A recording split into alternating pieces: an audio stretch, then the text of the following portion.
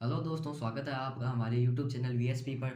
दोस्तों, मैं इस चैनल पर आपको क्लास 10 की गणित की किताब के सारे चैप्टर से रिलेटेड उनके सवाल तथा उनसे रिलेटेड बेसिक जानकारी उपलब्ध कराऊंगा। तो अगर आप हमारे चैनल पर नए हैं तो हमारे चैनल को प्लीज़ सब्सक्राइब कर लीजिए, वीडियो को लाइक कर दीजिए और इसे ज़्यादा से ज़्यादा शेयर कर दीजिए। तो दोस्तों, आज मैं क्लास 10 की प्रश्नावली नंबर 12 जो कि है पृष्ठीय क्षेत्रफल एवं आयतन, उससे रिलेटेड कुछ सूत्रों के बारे में बताऊंगा। तो चलो शुरू करते हैं। तो हमारा पहला सूत्र हो जाएगा वृत्त का। तो वृत्त का क्षेत्रफल, वृत्त जो है वृत्त का क्षेत्रफल होता है पाई आर स्क्वायर, यानी पाई इंटू आर। ठीक है, स्क्वायर का मतलब आर स्क्वायर का मतलब आर इंटू आर, यानी उसी संख्या को उसी संख्या से गुणा। अब वृत्त की परिधि, वृत्त की परिधि, तो वृत्त की परिधि होती है 2 पाई आर, यानी 2 इंटू पाई इंटू आर होती है त्रिज्या।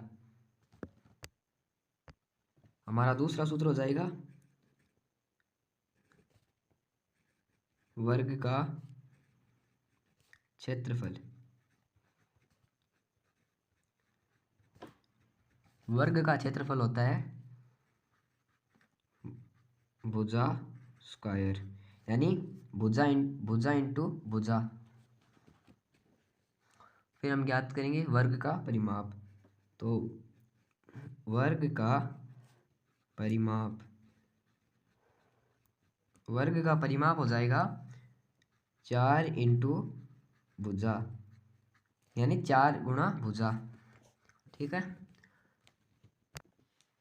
तो अगले वाले सूत्र को जानने से पहले मैं थोड़ी आपको जानकारी देता हूँ TSA और CSA की।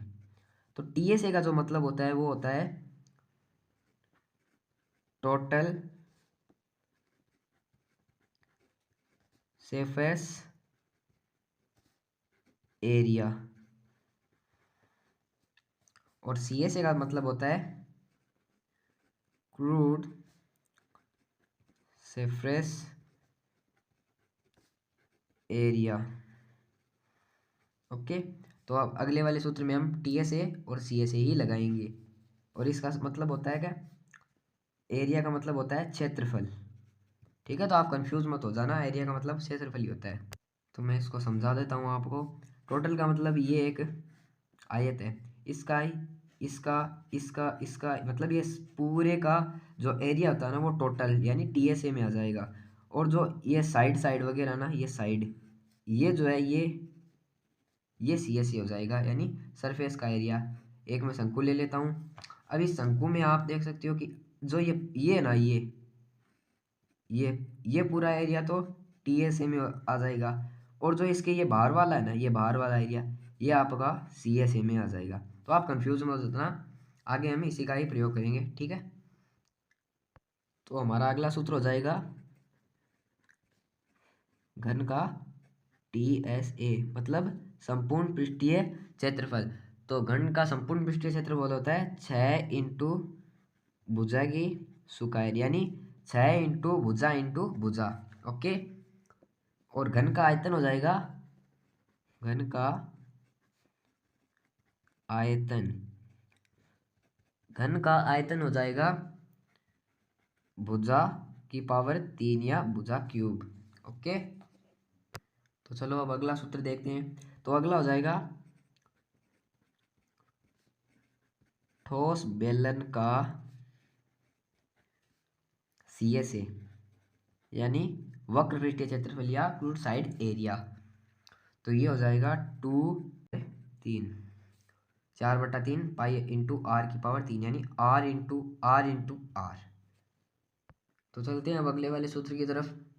तो अगला वाला सूत्र है अर्धगोले का CSA।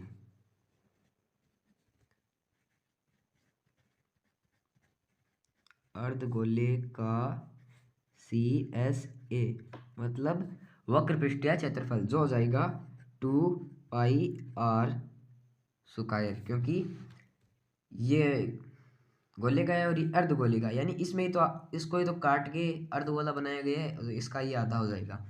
फिर इसका टी ए से होगा, मतलब संपूर्ण पृष्ठीय क्षेत्रफल हो जाएगा इसका, इसका संपूर्ण पृष्ठीय क्षेत्रफल हो जाएगा 3 πr², यानी नीचे का इस साइड का और इस साइड का, यानी ये आपको मैं बना के दिखा देता हूँ। ये अर्धगोला है, मान लो इसका, यहाँ का और यहाँ का, ठीक है। ये 3 साइड हो गई। तो हम इसका आयतन आयतन देखते हैं। इसका आयतन हो जाएगा, अर्धगोले का आयतन हो जाएगा 2/3 πr³, क्योंकि इसका ये आधा होगा और इसका ये आधा होगा, ये नहीं सॉरी इसका ये आधा होगा और इसका ये आधा होगा, क्योंकि ये अर्धगोला है और ये संपूर्ण, ये पूरा गोला है, ठीक है। तो अब हम देखेंगे शंकु का टी ए से। शंकु का टी एस और ए बराबर होता है πr/L+r, ओके। फिर हम देखेंगे शंकु का सी एस ए, यानी वक्र पृष्ठीय क्षेत्रफल, वो होता है πr/L, यानी π×r×L। फिर हम इसका देखेंगे आयतन, शंकु का आयतन। तो शंकु का आयतन होता है 1/3 πr²H। अब इसमें यहाँ पे r² है, यानी r×r होगा, और 1/3 πr×r×r×H। अब हम अंतिम सूत्र देखेंगे घनाभ का टी ए से। घनाभ का टी एस ए, घनाभ का टी एस ए होता है 2 × लंबाई × चौड़ाई प्लस चौड़ाई × ऊंचाई प्लस ऊंचाई × आपको दिखना ही होगा, ऊंचाई × लंबाई, ठीक है। तो मैं वापस रिपीट कर देता हूँ। घनाभ का टी ए से हो जाता है 2 × लंबाई × चौड़ाई प्लस चौड़ाई × ऊंचाई प्लस ऊंचाई × लंबाई, ठीक है। अब हम ज्ञात करेंगे घनाभ का आयतन। घनाभ का